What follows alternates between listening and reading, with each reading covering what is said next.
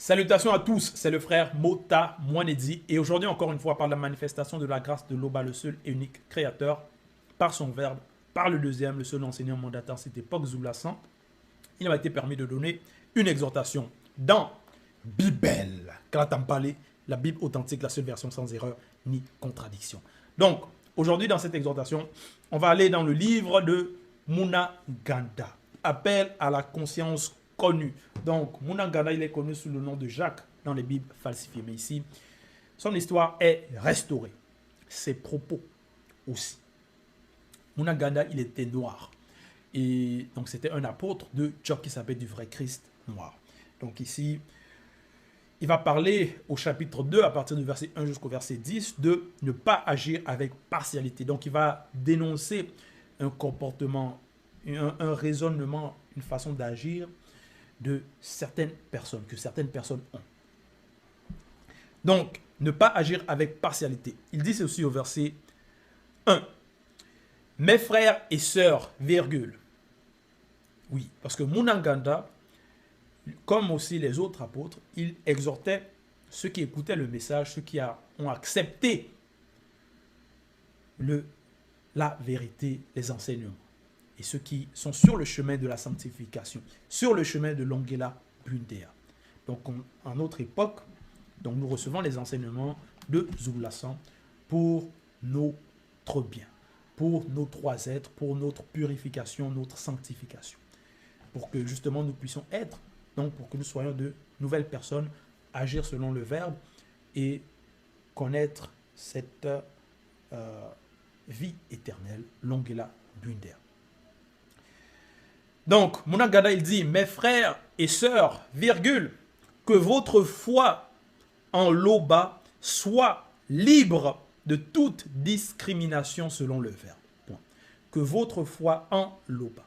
Ça, c'est la bonne foi. En l'Oba, le seul et unique créateur.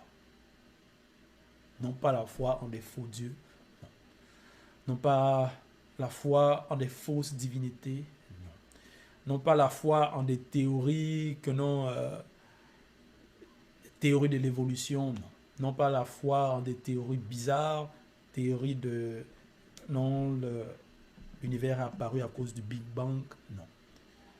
Non pas la foi en des faux scientifiques qui disent du n'importe quoi, non. Non pas la foi dans des faux pasteurs qui font du n'importe quoi, qui disent du n'importe quoi, qui ne sont pas mandatés, non. Il dit que votre foi en l'Oba soit libre de toute discrimination selon le verbe. Point.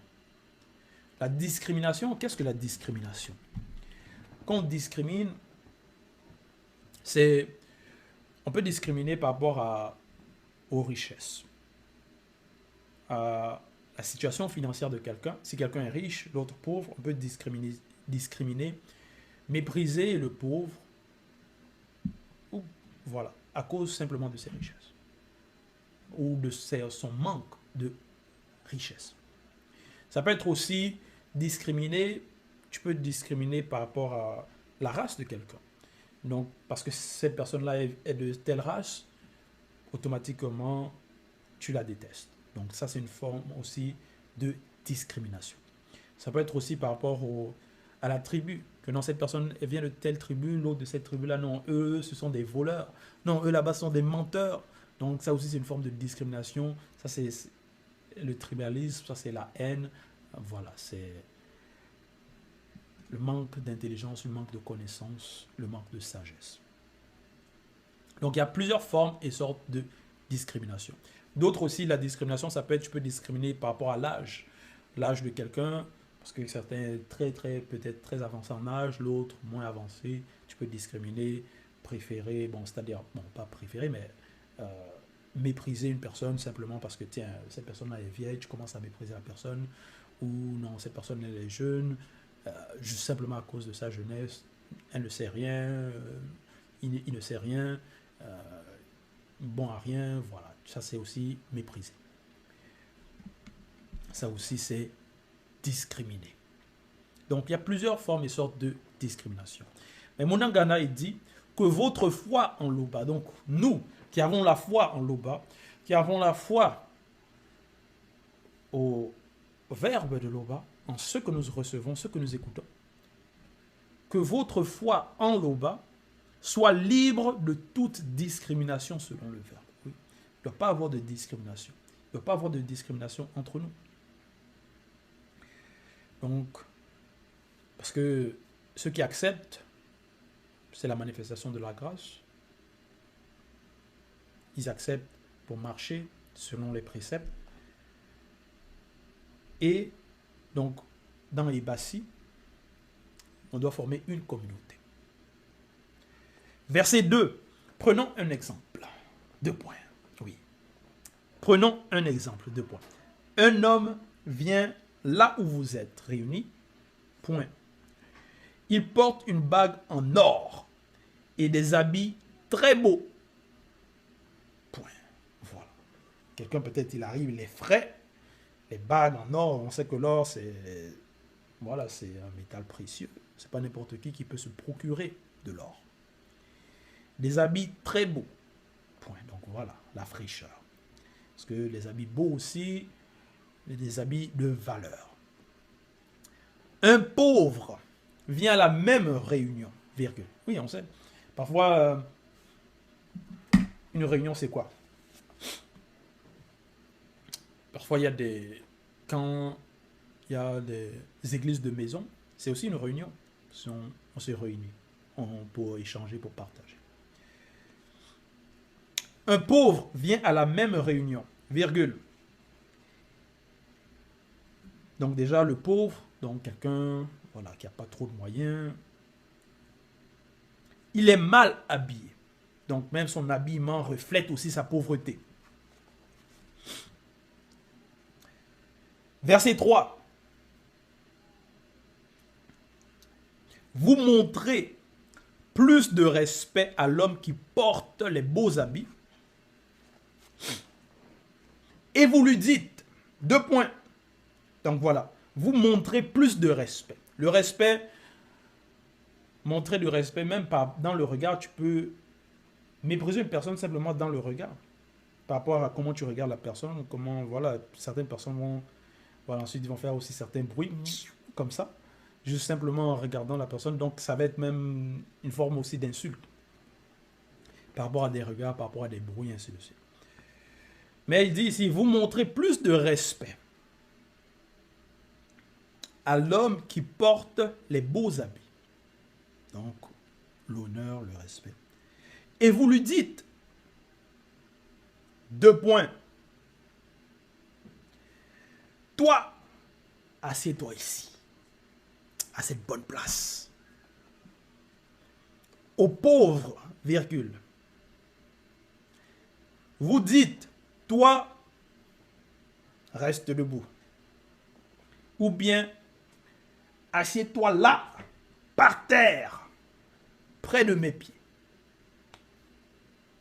Donc, voilà la discrimination. Voilà le mépris, simplement parce que la personne, peut-être, n'a pas trop de moyens, s'habille, voilà, mal habillée. Mais tu ne vas pas dénigrer la personne, mépriser la personne, dire à la personne, mais assieds-toi par terre. Mais non. Donc, ça, c'est la discrimination. Verset 4. Ne faites-vous pas en vous-même une discrimination, virgule.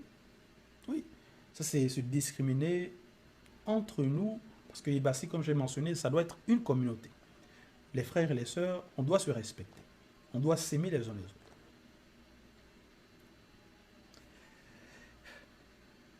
Et n'êtes-vous pas des juges au raisonnement mauvais? Point d'interrogation. Voilà. Parce que on sait qu'il y a des juges corrompus qui vont avoir des mauvais raisonnements, qui vont peut-être acquitter certains riches parce qu'ils sont corrompus. Voilà, on les a derrière, on les a donné de l'argent. Et à cause de cela, ils vont condamner peut-être l'innocent qui est pauvre et acquitter le riche coupable.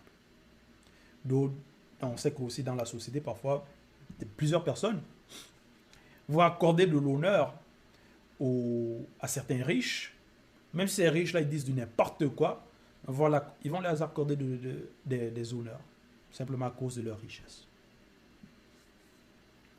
Donc, ils vont accorder plus de respect à ce genre de personnes. Et ça, c'est donc pas ainsi que nous devons agir. Au verset 4, donc, il disait, ne faites-vous pas en vous-même une discrimination, virgule, et n'êtes-vous pas des juges au raisonnement mauvais? Point d'interrogation. Verset 5, et vous, virgule, vous méprisez le pauvre? Point d'interrogation. Voilà. Donc, mépriser le pauvre, c'est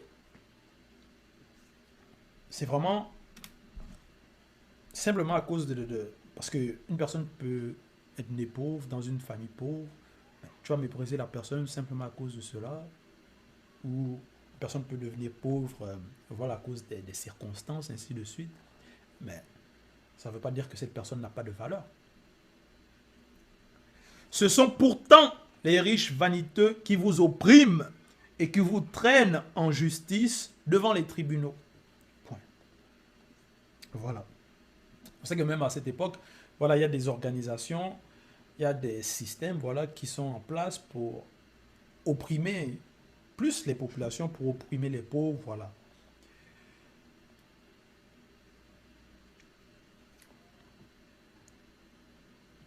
Et si, comme ceux qui sont aisés, qui ont des moyens, qui peuvent se payer des avocats véreux qui vont voilà, savoir comment bien contourner certaines lois, certaines règles. Voilà.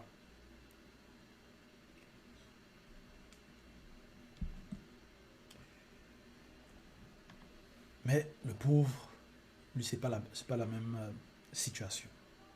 Donc, ici il dit, ce sont pourtant les riches vaniteux qui vous oppriment et qui vous traînent en justice devant les tribunaux. Point. Verset 6. Ce sont eux qui insultent le nom merveilleux qu'on a fait descendre sur vous. Oui, ils insultent. Ils ne considèrent pas les autres. Ils dénigrent, ils maltraitent. Non. Alors, nous qui avons écouté, accepté, on ne doit pas imiter ce genre de comportement. Verset 7. Si vous accomplissez la loi d'après les propos de Boussi. 2 points. Donc,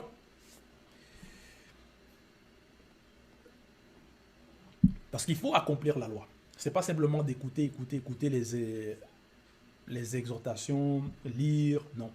Il faut accomplir aussi, il faut mettre en pratique. Si vous accomplissez la loi d'après les propos de Boussi, 2 points. Tu aimeras ton prochain qui fait un avec toi dans la vérité de la parole comme toi-même. Donc voilà, ça c'est la loi que Boussi a aussi transmis. Il faut s'aimer les uns les autres. Parce que c'est le même message. Depuis Boussi jusqu'à Mounanganda, c'est toujours le même message. S'aimer les uns les autres, mettre en pratique les lois, les recommandations, les préceptes. Être de bonnes personnes. Se sanctifier. Éviter les mauvais comportements. Voilà. Les mauvaises pensées, les mauvais désirs. Voilà. Ne pas imiter voilà, ceux qui marchent selon l'homme charnel. Verset 8. Bon, avant de lire le verset 8,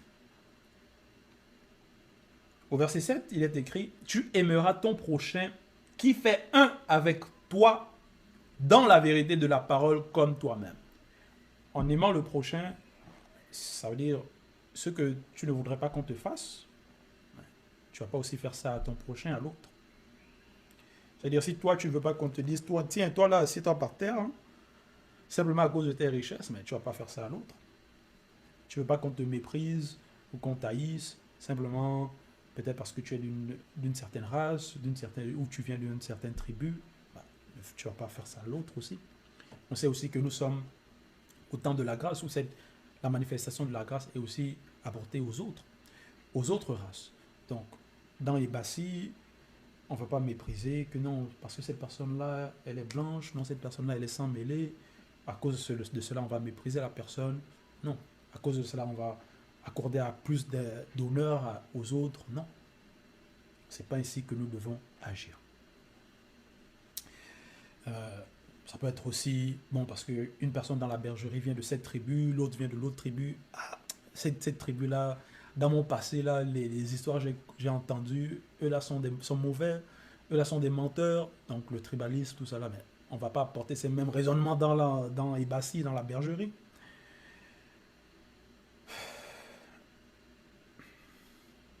Donc voilà. Verset 8.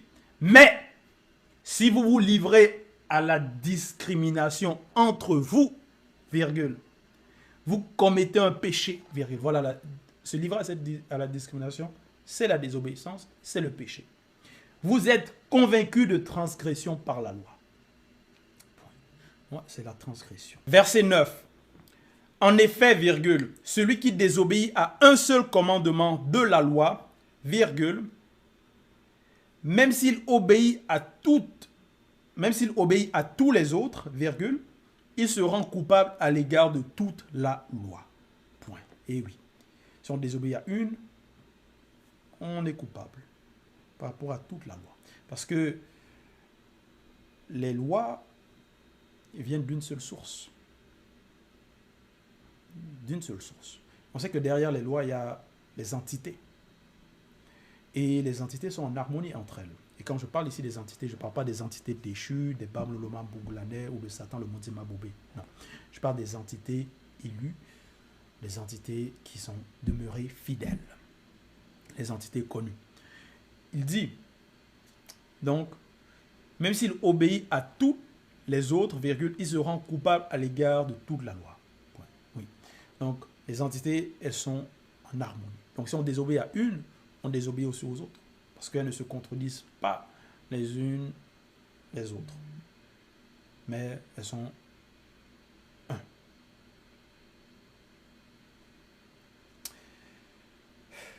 Verset 10. Parlez et agissez comme devant être jugés par une loi de liberté, virgule, car le jugement est sans miséricorde pour qui n'a pas fait miséricorde. Point. La miséricorde triomphe du jugement. Point. Voilà. On sait que les lois du verbe de Loba, c'est la liberté, c'est la paix, c'est l'harmonie, c'est l'amour. Et c'est quand on va contre cette loi-là, contre les lois, qu'on apporte la discrimination, la haine, la jalousie, le racisme, tout ça là, c'est ça qui est contre nature, c'est ça qui est contre la liberté selon le verbe. Donc, voilà. Et ici, il dit la miséricorde, car le jugement est sans miséricorde pour qui n'a pas fait miséricorde. Oui. Il faut aussi apprendre à parce que la miséricorde, c'est aussi le pardon. La miséricorde triomphe du jugement. Voilà. Donc, voilà, c'était le message, l'exhortation. Toute gloire et tout honneur à Loba, le seul créateur unique, vrai et véritable.